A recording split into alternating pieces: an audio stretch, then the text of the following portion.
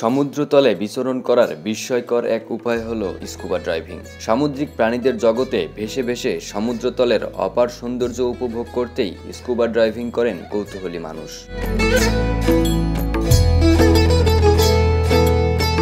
এটি সত্যিই এক রোমাঞ্চকর অভিজ্ঞতা, যেখানে আপনি দেখতে পারবেন সমুদ্রতলের রহস্য।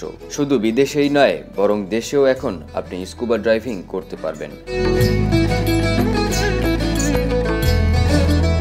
স্কুবা ড্রাইভাররা পানির নিচে শ্বাস নেওয়ার জন্য প্রয়োজনীয় গ্যাস ও বিশুদ্ধ বাতাস সঙ্গে রাখেন। এ কারণেই তারা ইচ্ছেমতো সাগরতলে ভেসে বেড়াতে পারেন, স্বচক্ষে দেখতে পারেন সাগরতলের এক বিস্ময়কর দুনিয়া। আর এজন্যই স্কুবা ড্রাইভিং এত জনপ্রিয়।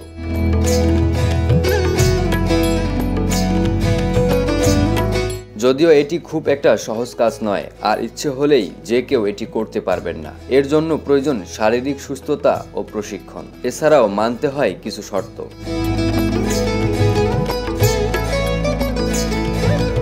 স্কুবা ড্রাইভিং করতে কি লাগবে?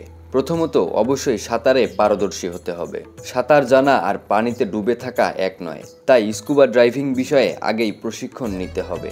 স্কুবা যন্ত্রটি কিভাবে কাজ করে কিংবা বন্ধ হলে করণীয় কি ইত্যাদি সম্পর্কে ধারণা থাকতে হবে। পানির নিচে অন্যান্য স্কুবা ড্রাইভারদের সঙ্গে যোগাযোগ রক্ষার নিয়ম জানতে হবে। সমুদ্রতলে কথা নয়, বরং ইশারার মাধ্যমে যোগাযোগ করা হয়। কারা স্কুবা ড্রাইভিং করতে পারবেন না? আপনার শরীরে যদি বড় কোনো অপারেশন করা হয় কিংবা হৃদযন্ত্রের সমস্যা থাকে, কখনো স্ট্রোক করলে, ফুসফুস কিংবা কিডনির সমস্যা থাকলে, সর্দি কাশি হলে, হাঁপানি, শ্বাসকষ্ট ও উচ্চ রক্তচাপ থাকলে।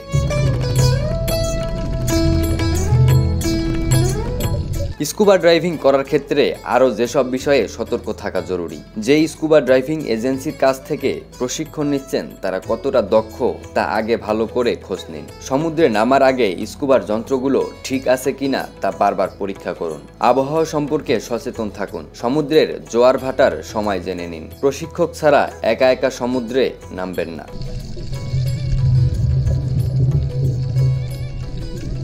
স্কুবা ড্রাইভিং এর জন্য আপনাকে এখন আর বিদেশে যেতে হবে না, দেশে এটি করতে পারবেন। প্রতি বছর নভেম্বর থেকে ফেব্রুয়ারি পর্যন্ত সেন্ট মার্টিনে স্কুবা ড্রাইভিং করা যায়।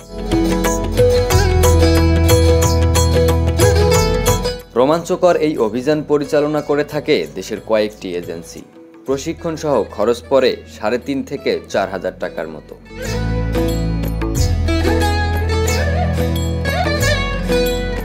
এখন অনেকেই সেন্ট মার্টিন ভ্রমণে যাচ্ছেন, তারা চাইলেই স্কুবা ড্রাইভিং করে আসতে পারেন।